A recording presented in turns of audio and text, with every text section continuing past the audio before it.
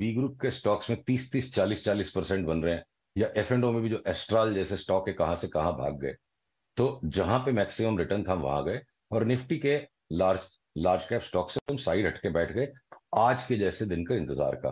तो अब ये जो ब्लू रेखा टूट गई है, शॉर्ट तो करना ही पड़ेगा अगर हमने ट्रेडिंग करनी है, और स्टॉप लॉस भी रखना पड़ेगा। अगले शुक्रवार तक मेरी सेम पोजीशन रहेगी, जरूरी नहीं है, ट्रेडिंग का व्यू है।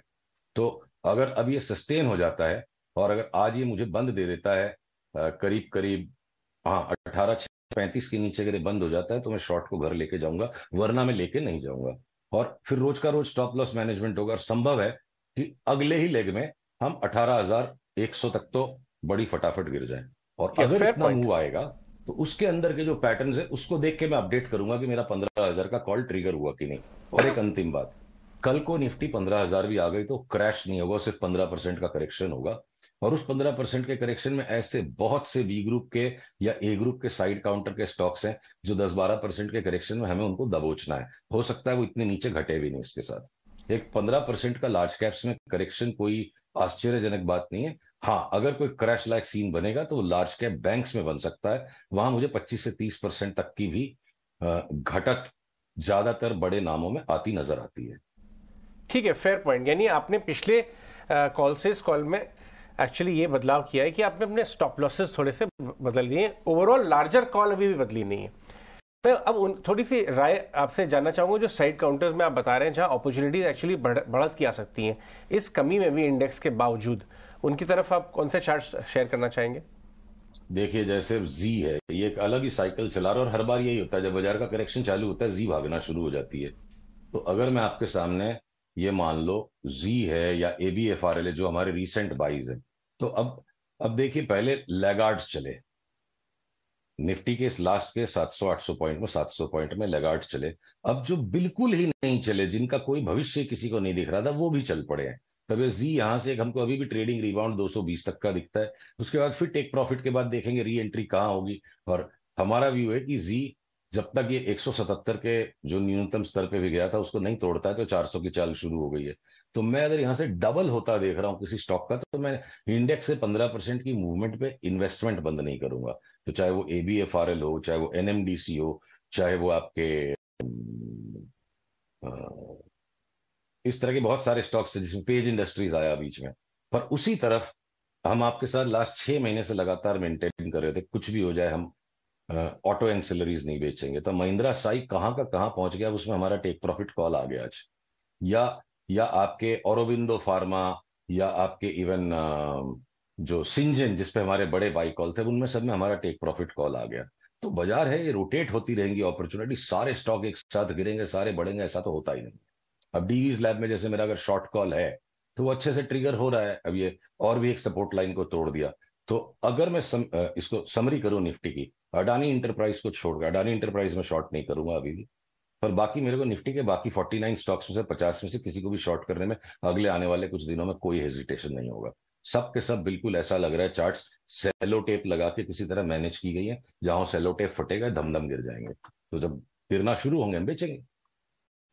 ठीक है, आप इंतजार करेंगे इन पर एक शॉर्ट व्यू लेने का, अभी फिलहाल अभी नहीं। लेकिन आईटी पर आप क्या व्यू बना रहे हैं इस वक्त? एक एक गलती कर गया मैं, निफ्टी के अंदर में मैं इन्फोसिस, TCS, विप्रो और अडानी, इन 4 स्टॉक्स को छोड़ के, जिसमें भी हमारे पैरामीटर्स पे सेल कॉल आते जाएंगे, हम सबको बेचेंगे। मैंने सबके ऊपर सेल कॉल रहेगा। शॉर्ट पोजीशन तो आप सिलेक्टिवली 6-7 ही चीजों पे ले सकते हो, और खास करके हमको लार्ज कैप बैंक्स बहुत बेसब्री से इंतजार है कि एक एक करके बेच दें सबको। तो वो एक एक करके सारे टूटने लग गए। इंडसइंड और अगर एक्सिस बैंक लास्ट लास्ट का उछाल जो दे रहे हैं, कोटक ऑलरेडी बुरी तरह लुढ़कने लग गया है, SBI की चार्ट बिल्कुल कमजोर है, ICICI 939 के नीचे गया तो दे मारेंगे उसको। तो सबसे ज्यादा हमें लार्ज बैंक्स बेचने में रुचि है। और फार्मा के भी, सन फार्मा, डॉक्टर रेड्डीज बिल्कुल जोर से और लुढ़कने को तैयार है। रिलायंस में भी हमें चार्ट पे जान नजर नहीं आ रही है।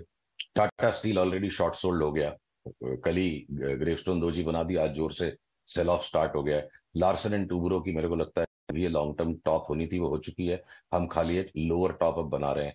तो 3 इंफोटेक काउंटर्स और एक आप अडानी को छोड़ दीजिए, तो 45 स्टॉक 50 में से अच्छा करेक्शन देने को निफ्टी पर तैयार है।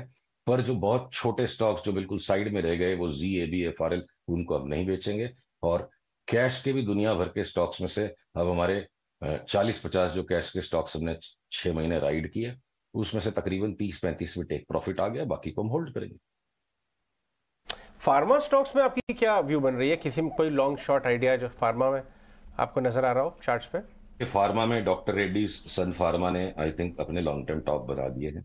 एक बड़ा झटका जोर का दोनों में नीचे का आके एक रिबाउंड हो चुका है, अब वो वापस शॉर्ट सेलिंग के लिए रेडी है।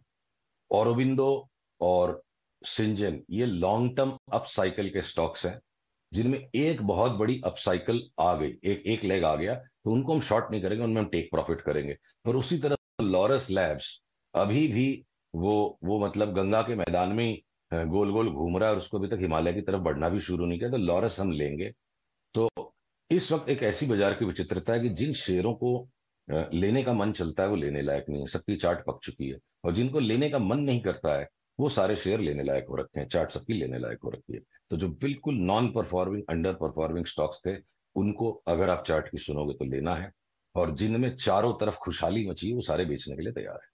ये अक्रॉस द सेक्टर्स हर जगह वही चीज है। अब आप मान लो ऑटो में ले लो, Mahindra and Mahindra superlative performer, हमारा ये था कि कभी इसको शॉर्ट ही नहीं करना भाई, आएगा तो नीचे से लेंगे। अब महिंद्रा की भी चार्ट को अगर आप देखोगे तो महिंद्रा एंड महिंद्रा की भी चार्ट यहां से वापस 1100 रुपये जाने के लिए तैयार है।